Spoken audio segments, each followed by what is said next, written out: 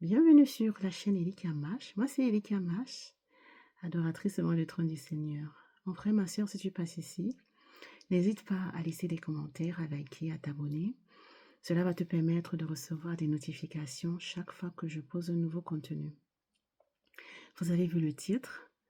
Le monde vient de célébrer, il y a de cela quelques jours, avec plus ou moins d'extase, la cérémonie d'ouverture des JO qui se tient cette année en France à Paris. Alors, on a entendu beaucoup de commentaires élogieux sur l'organisation, notamment celle du défilé qui s'est passé sur la scène et surtout l'invitation de stars nationales et internationales, comme c'est très souvent le cas dans des événements de cette envergure.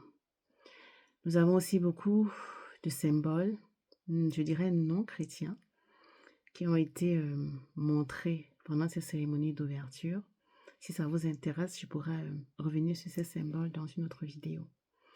Alors, je vais revenir sur l'apparition des drag queens qui ont imité la scène.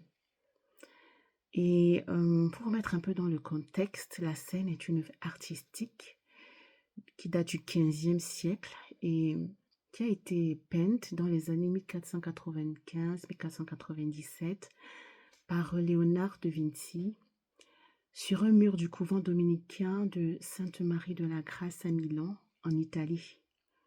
Mais il existe aussi une version en tableau. Celle-ci est conservée dans le musée du Louvre à Paris. Mais on s'entend bien, ce n'est pas ça l'original. Alors, que représente la scène qui tire son origine en fait de la Bible? Nous sommes dans Matthieu 26, du verset 26 au verset 29. Et nous sommes dans Matthieu 14 à partir du verset 22. Je vais le lire pour nous. Pendant qu'ils mangeaient, Jésus prit du pain. Et après avoir béni Dieu, il le rompit et le leur donna. Et il leur dit, prenez, mangez, ceci est mon corps.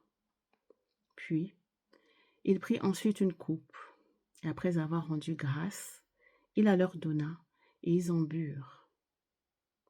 Et il leur dit, ceci est mon sang, le sang de la nouvelle alliance, qui est répandu pour plusieurs.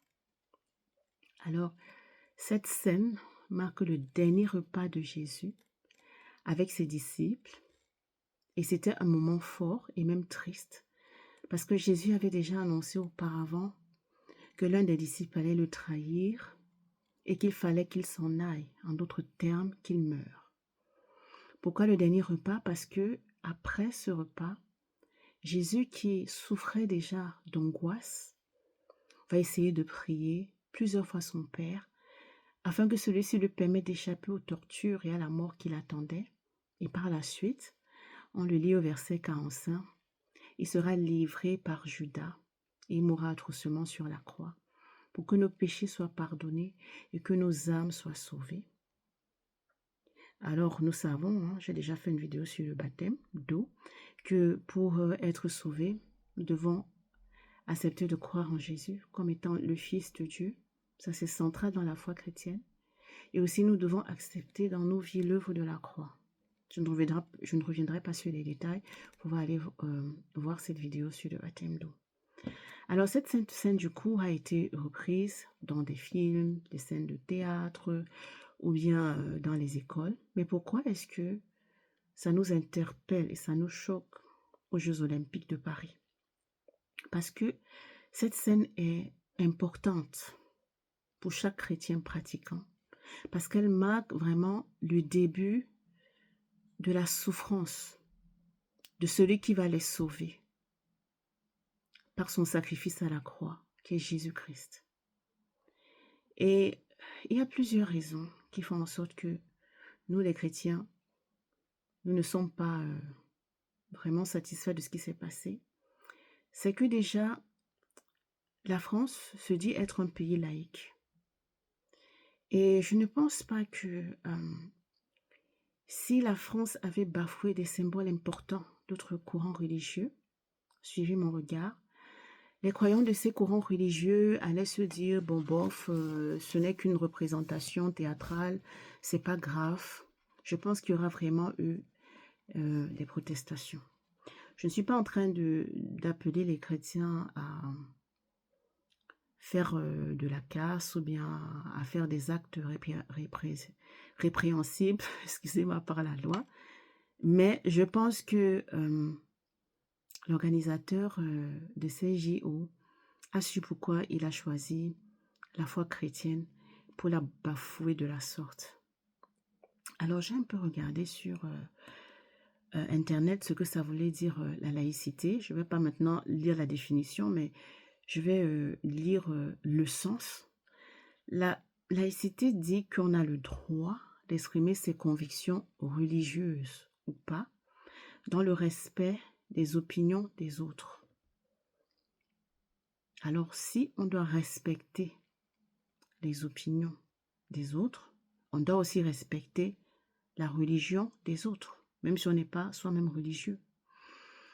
Et le deuxième problème, c'est que ces DQ qui, en fait, s'en fichent complètement de la Bible, de ce qui est écrit.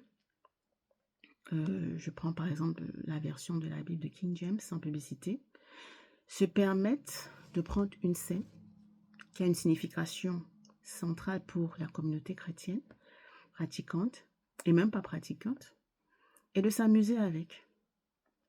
Alors je pense que si une autre communauté, religieuse ou pas, s'était permise de prendre des symboles qui sont importants pour les DQ et de faire des mises en scène avec, de s'amuser, de jouer avec, je pense qu'ils auraient été censurés, ils auraient été attaqués par toutes sortes de pressions extérieures et même poursuivis par la loi.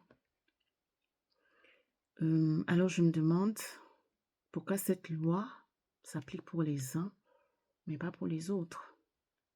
Troisièmement, les Jeux olympiques ont un impact mondial parce que un tel événement est diffusé sur tous les réseaux sociaux que vous connaissez, y compris la télévision, et est vu par des millions de téléspectateurs. Alors, les Jeux olympiques, dont les valeurs, je ne parle pas de la devise, parlent d'excellence, d'amitié et de respect, on aurait dit aux concepteurs que ce n'est peut-être pas le moment de prendre les DQ pour manquer de respect aux valeurs de toute une communauté. Dans Galates 6 au verset 7, il est dit « Ne vous y trompez pas, on ne se moque pas de Dieu. » Donc ce n'est pas seulement une communauté qui a été moquée, mais c'est aussi le chef de cette communauté, qui est Dieu lui-même. Alors, une fois de plus, on est dans le 2 poids 2 mesures, avec les lois que vous connaissez. Dites-moi dans les commentaires ce que vous en pensez. Je serais curieuse de lire vos points de vue. Je termine par ce passage de Matthieu 13 au verset 9 qui dit que celui qui a les oreilles pour entendre, entende. Alors je vais m'arrêter ici. Je vous dis à la prochaine fois. Shalom. À bientôt.